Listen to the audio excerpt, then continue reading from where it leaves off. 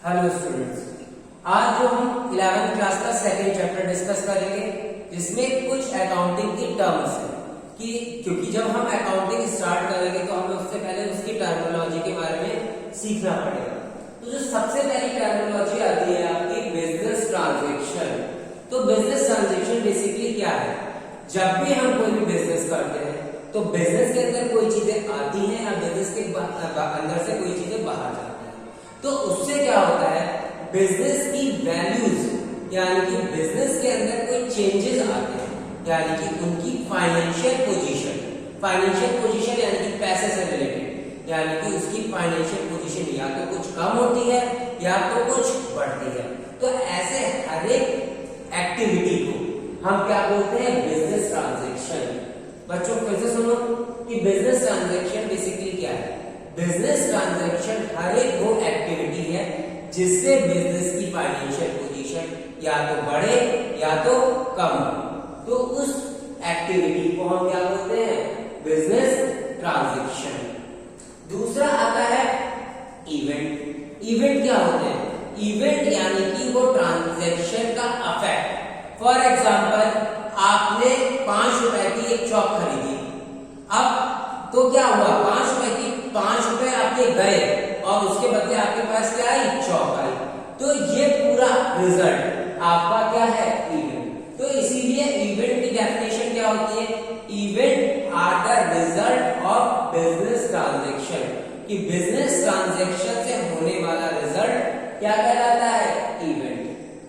Third term आती है account, क्योंकि अकाउंटेंसी पढ़ रहे हैं तो सबसे इंपॉर्टेंट टर्म इसकी अकाउंट। अकाउंट क्या होता है? अकाउंट का जो मेन मतलब आता है कि जब हम अलग अलग ट्रांजैक्शन को एक जगह पे समराइज करते हैं, एक जगह पे दिखाते हैं, एक जगह पे नोट डाउन करते हैं, तो उस फॉर्मेट को हम क्या बोलते हैं? अकाउंट। क्योंकि हमें हर एक ट्रांजैक्शन को लास्ट में जाके एक जगह शो करना पड़ता है, तो उस चीज को हम बोलते हैं अकाउंट। फोर्थ मीनिंग आया कैपिटल, मीनिंग ऑफ कैपिटल। तो बच्चों कैपिटल क्या होती है? जो कैपिटल वो पैसा होता है जो कि बिजनेसमैन बिजनेस में लगाता है। अब बात यहाँ पे बहुत ध्यान से समझना, यहाँ पे बात पैसे की नहीं आती है, सिर्फ पैसा मतलब करेंसी, लेकिन यहाँ पे बहुत सारी चीजें जो भी बिजनेसमैन बिजनेस में लगाता है शुरुआत में, उसको हम बोलते हैं कैपिटल। एक एग्जांपल से समझते हैं कि मेरे पास एक बिजनेस था, उसमें मैंने 5 लाख रुपए कैश लगाए। कुछ घर पे चेयर्स थी, वो घर पे यूज नहीं हो रही थी, तो अभी हमने बिजनेस में रख दी, उसकी वैल्यू 2000 रुपए है। ऐसे और भी चीजें हैं, उसको हमने अपनी पर्सनल प्रॉपर्टी को बिजनेस में लेकर आ गए। तो ये सारी चीजें सम अप करके इनकी जो वैल्यू होगी वो हमारी कैपिटल होगी। तो capital is that amount which is invested in a business. वो पैसा, वो रकम जिसको हम बिजनेस में इंट्रोड्यूस करवाते हैं, उसको हम बोलते हैं capital. Fifth meaning I drawing.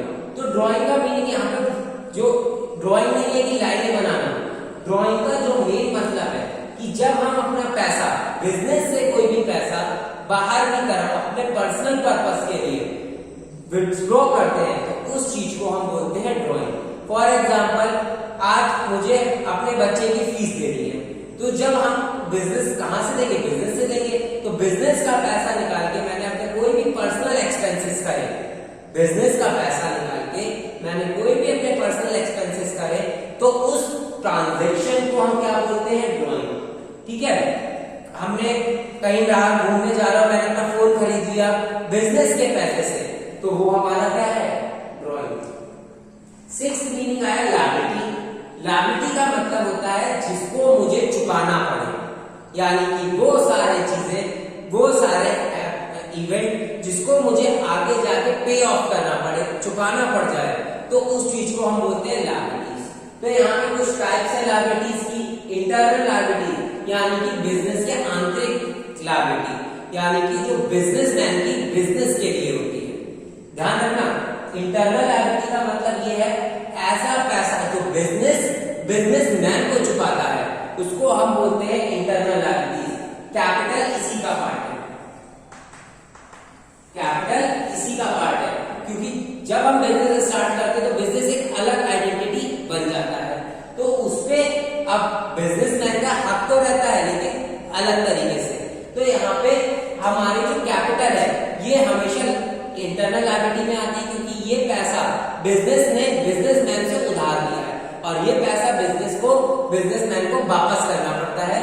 तो इसीलिए बोलते हैं इंटरनल लायबिलिटीज, कैपिटल को इंटरनल लायबिलिटीज बोलते हैं। एक्सटर्नल लायबिलिटी हो गई। एक्सटर्नल लायबिलिटीज वो सारा पैसा जो कि हम किसी बिजनेस के बाहर वाले पर्सन से उधार लेते हैं, जैसे बैंक से ले सकते हैं, किसी अपने फ्रेंड से ले सकते हैं, किसी के बाहर वाले पर्सन से अगर हम कोई भी पैसा उधार लेते हैं तो हम उसको क्या बोलते हैं, एक्सटर्नल लायबिलिटीज। अब दो टर्म्स और लिखी मैंने, करंट लायबिलिटीज और नॉन करंट लायबिलिटीज।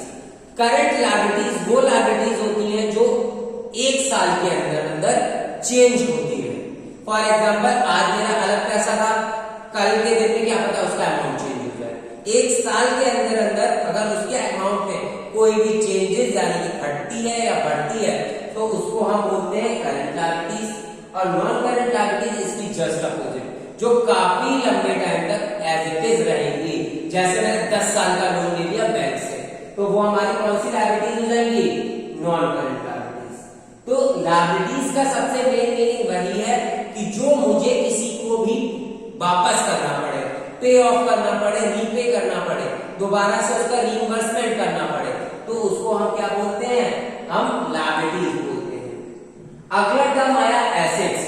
एसेट्स बच्चों बहुत ध्यान से समझना, क्योंकि एसेट्स होती क्या है, एसेट्स का मतलब दो चीजों पे डिपेंड करता है, जिसे हम बिजनेस में यूज करें और उसको रीसेल ना करें। सबसे मेन चीज कि इसको हमारा हक रहे, यानी कि इस पे हमारा राइट है।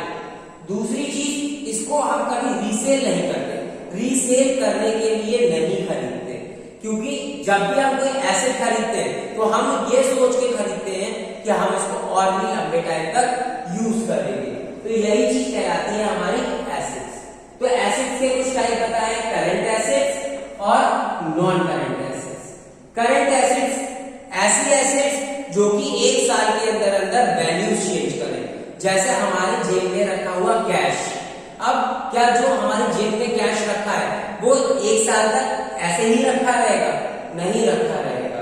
उसको हम कभी खर्च भी करते हैं, कभी वो कैश बढ़ता भी है। उधार पे दिया हुआ सामान आपने किसी को उधार पे बेचा, तो ऐसा तो नहीं कहते कि आप जिंदगी भर के लिए ले जाओ या फिर 10-12 साल के लिए ले जाओ। कहते हैं कि कुछ टाइम बाद, 1 महीने 2 महीने बाद इसका पेमेंट मुझे कर जाना।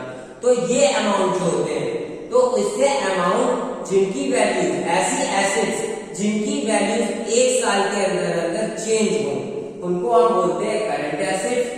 और ऐसी एसेट्स जिनकी वैल्यूज एक साल के अंदर अंदर चेंज ना हो, यानी कि ऐसी एसेट जो हमारे पास बहुत लंबे टाइम तक एज इट इज रहेगी, उसको हम बोलते हैं नॉन करंट एसेट्स। इनमें दो टाइप के आ जाते हैं, टेंजिबल और इनटेंजिबल।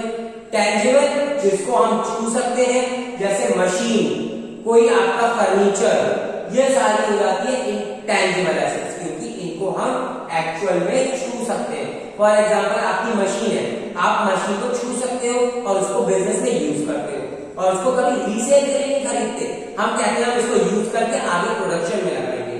तो ऐसी एसेट्स को हम बोलते हैं टेंजिबल एसेट्स। अगली आती है इंटेंजिबल एसेट्स। तो इंटेंजिबल एसेट्स आपकी वो एसेट्स होती है जिनसे हम फायदा तो लेते हैं, लेकिन ना इनको हम देख सकते हैं ना छू सकते हैं, सिर्फ महसूस कर सकते हैं।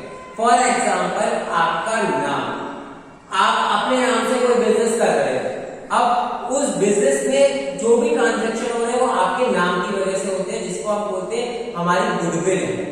फॉर एग्जाम्पल आप लोकल ब्रांड का सामान ना लेके, वही चीजें लोकल ब्रांड के फोन ना लेके एप्पल, सैमसंग इनके फोन क्यों खरीदते हो, क्योंकि कहीं ना कहीं इनका नाम है। चाहे नॉर्मल दाम से ज्यादा दाम में खरीद लेते हो, क्यों, क्योंकि इनका नाम है। तो जो एक्स्ट्रा प्रॉफिट आ रहा है वो उसके गुडविल की वजह से आ रहा है, और वो गुडविल आपकी किसका पार्ट है, इंटेंजिबल एसेट्स का। तो ऐसी एसेट जिनको हम छू नहीं सकते लेकिन उससे हमें फायदा मिलता है, उसको हम बोलते हैं इंटेंजिबल एसेट्स। नेक्स्ट पार्ट है स्टॉक। स्टॉक और एसेट्स में बहुत जरा सा डिफरेंस है। स्टॉक भी हमारी एसेट्स है, लेकिन स्टॉक को हमेशा हम जो खरीदते हैं वो खरीदते हैं रीसेल के पर्पस के लिए। अब इसको एक एग्जांपल से समझते हैं। हमारी मोबाइल की दुकान है। अब मोबाइल की जब दुकान है तो मैं जो मोबाइल कंपनी से मंगाता हूँ वो क्या अपने यूज के लिए मंगाता हूँ? अपने यूज के लिए नहीं मंगाता हूँ, मैं उसको बेचने के लिए मंगाता हूँ, तो वो हमारा क्या है? स्टॉक। लेकिन अगर मेरी मोबाइल की दुकान नहीं है, मैं उसको अपने यूज के लिए मंगा रहा हूँ, तो वो हमारा क्या है? एसेट्स। तो बेसिकली यही दो डिफरेंस है एसेट्स और स्टॉक में। स्टॉक हमेशा रीसेल के लिए खरीदा जाता है और एसेट्स हमेशा अपने यूज के लिए खरीदी जाती है। ये बहुत बेसिक डिफरेंस है स्टॉक और एसेट्स का। ठीक है, अगला पार्ट आता है डेटर। डेटर्स वो पर्सन होते हैं, ध्यान से समझना, डेटर्स वो पर्सन होते हैं जिनको हम उधार में सामान बेचते हैं। जैसे फॉर एग्जांपल कोई कस्टमर आया मेरे पास, बोला ये चीज, ये 4 चेयर और 5 टेबलें मुझे दे दो। मैंने बोला पैसे मैं अभी नहीं दूंगा, पैसे 4-5 महीने बाद दूंगा। तो मैंने इसको बेच दिया, तो उस ट्रांजैक्शन को उस टाइम पे वो मेरा क्या बन गया? डेटर, क्योंकि उससे मुझे पैसा आगे मिलने वाला है, उससे मुझे पैसा आगे मिलने वाला है। मैंने उसको सामान उधार में बेचा, तो वो हमारा क्या बन गया? डेटर। और क्रेडिटर कौन होते हैं? क्रेडिटर वो पर्सन होते हैं जो कि हम जिनसे उधार पे सामान लेकर आते हैं। कोई भी सामान, फॉर एग्जांपल मुझे चेयर बनाने की लकड़ियां चाहिए। अब लकड़ियां, फेविकोल, कीले, ये सारी चीजें मैं रॉ मटेरियल किसी बाहर के पर्सन से उधार पे सामान लेकर आ रहा हूं, तो मेरे लिए वो पर्सन क्या है? क्रेडिटर। तो ऐसे समझ सकते हैं मनी, जिनको सेल, मनी और सेल, हम जिनको मनी अपनी चीजें सेल करते हैं, मनी में लिखते हो एसेट या स्टॉक। स्टॉक जिनको हम सेल करते हैं वो हम क्या कराते हैं? हमारे डेटर। और जिनसे हम परचेज करते हैं, वो हमारे क्या कहलाते हैं? क्रेडिटर। ये बच्चों ध्यान रखना, बहुत इंपॉर्टेंट चीज है। जिसको हम सेल करते हैं उधार पे, ध्यान रखना, यहाँ पे जो हम बात कर रहे हैं क्रेडिट की बात कर रहे हैं, जो कुछ भी कर रहे हैं, क्रेडिट यानी कि उधार। अगर हम किसी को उधार पे सेल करें तो वो हमारा क्या है? डेटर। और उधार पे अगर उससे हम कोई चीज परचेज करें तो वो हमारा क्या बनेगा? क्रेडिटर। ये बेसिक डिफरेंस है डेटर और क्रेडिटर के अंदर। इसके बाद जो हम चीजें पढ़ेंगे वो पढ़ेंगे बहुत इंपॉर्टेंट टर्म एक्सपेंसेस। एक्सपेंसेस क्या होते हैं? खर्चा। अगर बिजनेस कोई भी खर्चा करता है परचेज या सेल करने के, तो वो हमारा एक्सपेंसेस हो जाते हैं। ठीक है, तो अभी का लिख देते हैं हम एक्सपेंस। ठीक है, एक्सपेंस। तो एक्सपेंस हमारी वो टर्म्स हो जाती है जो कि वो हम खर्चा हो जाता है जो कि हम किसी को देते हैं। नेक्स्ट वर्ड आता है आपका प्रॉफिट। प्रॉफिट तो आप सब लोग जानते ही होंगे, टोटल एक्सपेंसेस और टोटल इनकम। यहाँ पे अगला टर्म्स वाले दे रहा हूं बाहर में नंबर पे, प्रॉफिट। प्रॉफिट क्या है बच्चों? प्रॉफिट क्या है? टोटल एक्सपेंसेस और टोटल इनकम का जो डिफरेंस आएगा। अगर ये पॉजिटिव डिफरेंस है तो प्रॉफिट हो गया, यानी कि टोटल इनकम, यानी कि हमने ज्यादा कमाया है तो टोटल इनकम माइनस, यहां पे इनकम की जगह बच्चों रेवेन्यू लिखो। रेवेन्यू क्या होता है? रेवेन्यू मतलब कोई भी आया हुआ पैसा। पैसा हमारे पास आया, रेवेन्यू, तो total revenue minus total expense, यानी कि टोटल आया हुए पैसे में से अगर हमने टोटल खर्च करा हुआ पैसा माइनस कर दिया तो वो क्या है? हमारा प्रॉफिट। लॉस बच्चों पता ही होगा, अगर ये चीजें हमारी माइनस में आ जाए, ये चीज अगर हमारी माइनस में आ जाए तो वो क्या है? हमारा लॉस। तो ये कुछ टर्म्स थी जो कि आज हमने पढ़ी अकाउंट से रिलेटेड। ये बच्चों बहुत इंपॉर्टेंट टर्म्स हैं, इन टर्म्स पे ही हमारी पूरी अकाउंटिंग बेस्ड है। सबसे ज्यादा इंपॉर्टेंट टर्म्स आती है एसेट्स, स्टॉक, डेटर्स, लायबिलिटीज। ये जो इंपॉर्टेंट टर्म्स थी ये मैंने इस वीडियो के अंदर आपको डिस्कस कर दी। कुछ इंपॉर्टेंट टर्म्स और बता देता हूं, जैसे ट्रेड डिस्काउंट और कैश डिस्काउंट। डिस्काउंट के बारे में बच्चों आप जानते ही होंगे कि जो हमें एक्चुअल प्राइस से कम में सामान मिलता है हम कहते हैं डिस्काउंट मिल गया। फॉर एग्जांपल कोई 10 रुपए की चीज थी, दुकानदार ने मुझे 8 रुपए में बेच दी, तो जो 2 रुपए हो गया वो हमारा क्या हो गया, डिस्काउंट। तो अब बच्चों डिस्काउंट का वर्ड टर्म क्लियर हो गया कि जो हमें एमआरपी से अगर कम में सामान मिल जाता है तो हम उसको क्या बोलते हैं, डिस्काउंट। अब इसमें दो चीजें आती हैं, ट्रेड डिस्काउंट और कैश डिस्काउंट। जो ट्रेड डिस्काउंट आता है ये हम अपने व्यापारिक संबंध बनाने के लिए, अपने ट्रेड रिलेशंस अच्छे करने के लिए हम अपने कस्टमर को दे देते हैं, तो उसको हम बोलते हैं ट्रेड डिस्काउंट, जो कि हम कहीं पे भी शो नहीं करते। फॉर एग्जाम्पल 10 रुपए में चीज थी, आपको मैंने 8 रुपए बेच दी, जिससे आप अगली बार उससे ही सामान खरीदो, तो उसको हम बोलते हैं ट्रेड डिस्काउंट। अब एक इसमें ही टर्म आती है कैश डिस्काउंट। कैश डिस्काउंट क्या होता है, फॉर एग्जाम्पल मैंने आपको ये चौक 10 रुपए में बेचता हूँ, ठीक है, ये चौक मैं 10 रुपए में बेचता हूँ, लेकिन आपने कहा कि मुझे उधार दे दो तो 10 रुपए में दे दूंगा, और अगर आप इसका पैसा मुझे अभी दे जाओगे तो मैं इसको 9 रुपए में बेच दूंगा। तो जो मैंने 1 रुपए कम करा, क्यों कम करा, क्योंकि मुझे आज ही आपसे पैसा मिल जाए, तो इसलिए मैंने 1 रुपए कम कर दिया। तो इस टर्म को हम बोलते हैं कैश डिस्काउंट। आज के वीडियो में सिर्फ इतना ही कि कुछ यही टर्म्स पढ़ेंगे। अगले जो वीडियो है उस पे हम जो पढ़ेंगे वो पढ़ेंगे इसके प्रिंसिपल्स, कि अकाउंट्स में आपके कौन कौन से प्रिंसिपल वर्क करते हैं, किन किन सिद्धांतों पे हमारी अकाउंट बेस्ड है। Thank you.